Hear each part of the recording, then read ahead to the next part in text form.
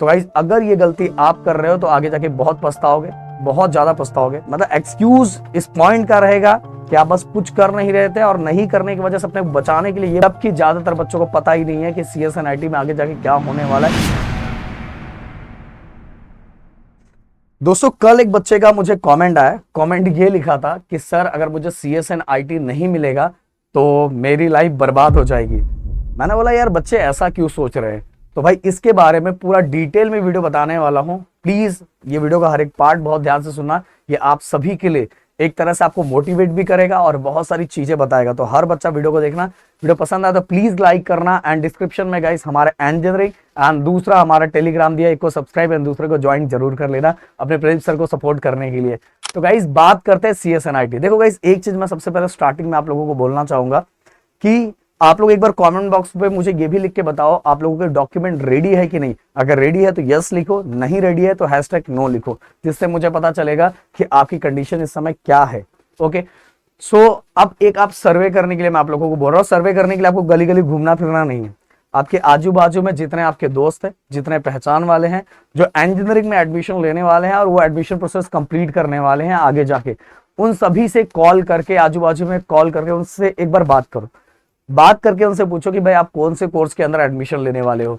तो ज्यादातर बच्चों का कहना क्या रहेगा पता है, वो CSNIT में ही एडमिशन लेना चाहते हैं। फिर एक बात आपने पूछ ली, फिर दूसरी बात उनसे ये पूछो कि भाई CSNIT क्यों ले रहा है, क्या रीजन है, आगे जाके तू क्या करना चाहता है, क्या इससे तुझे मिलने वाला है, आगे ऑप्शन क्या है। मैं बताना चाहूंगा ज्यादातर बच्चों के पास इसका आंसर बिल्कुल ना के बराबर होगा।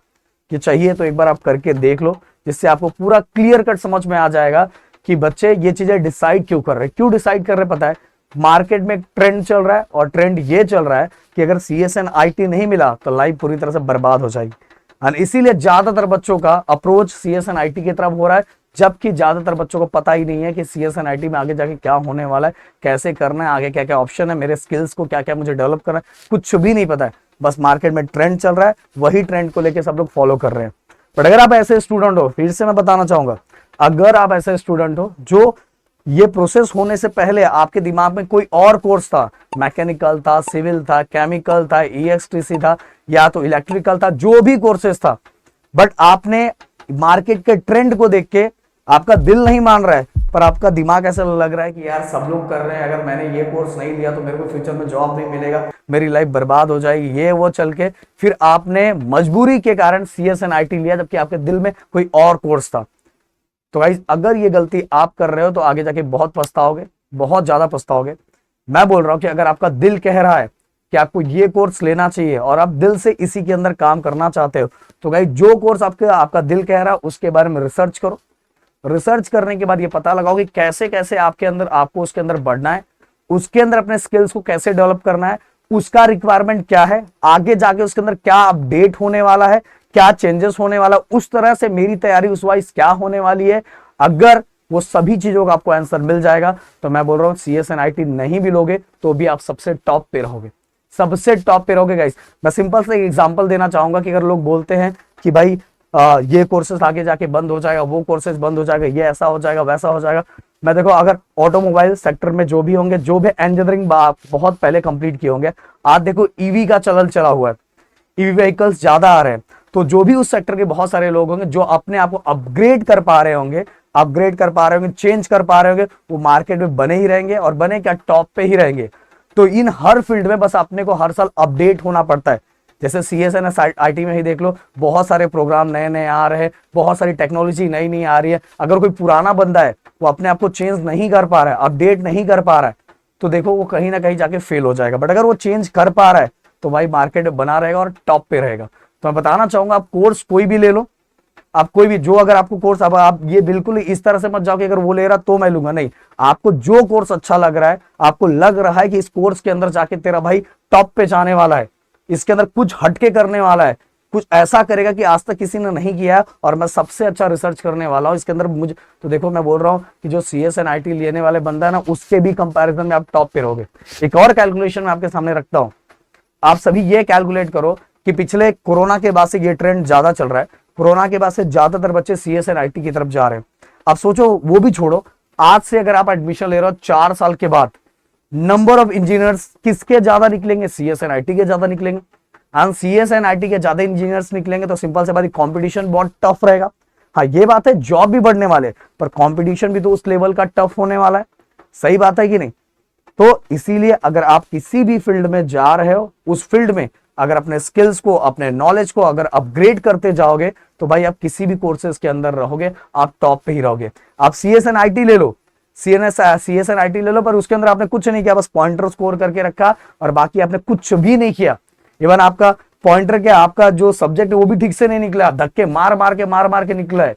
ओके, 1 केटी 2 केटी ऐसे ऐसे आके निकला हुआ, बैकलॉग 1-2 पढ़ाई हुआ था, ऐसे ऐसे हाल होके निकला है। तो भाई क्या ही आपको आगे जॉब मिलने वाला है, भले आप सीएस एंड आईटी ले लो या कोई भी सेक्टर ले लो।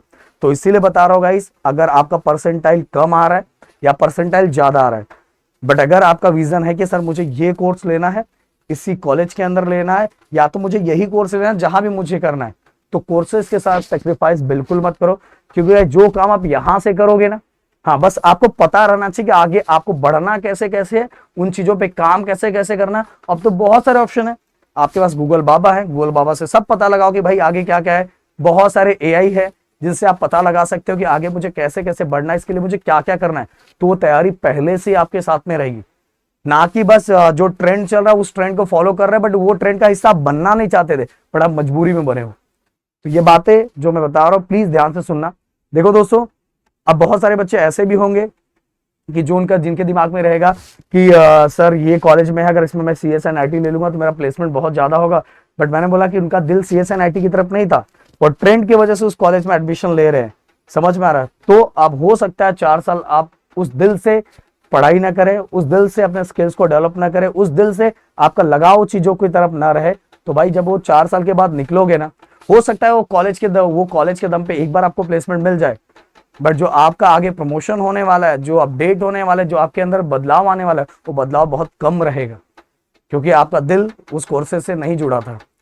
तो बातें जो समझा रहा हूं प्लीज समझो। मैं खुद ये बोलना चाहता हूं कि आपको जो अच्छा लग रहा है उस वाइज आगे बढ़ो, और उस वाइज ही आगे बढ़ के देखो, कोर्सेज बहुत सारे हैं।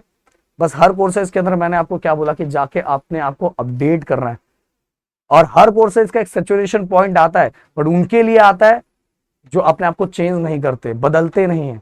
और जो अगर बदलता रहता है वो हमेशा टॉप पे रहता है। जाके देख लो, मैकेनिकल के बहुत सारे से फील्ड के बंदे जो इतनी अर्निंग कर रहे हैं जितना आप सोच भी नहीं सकते।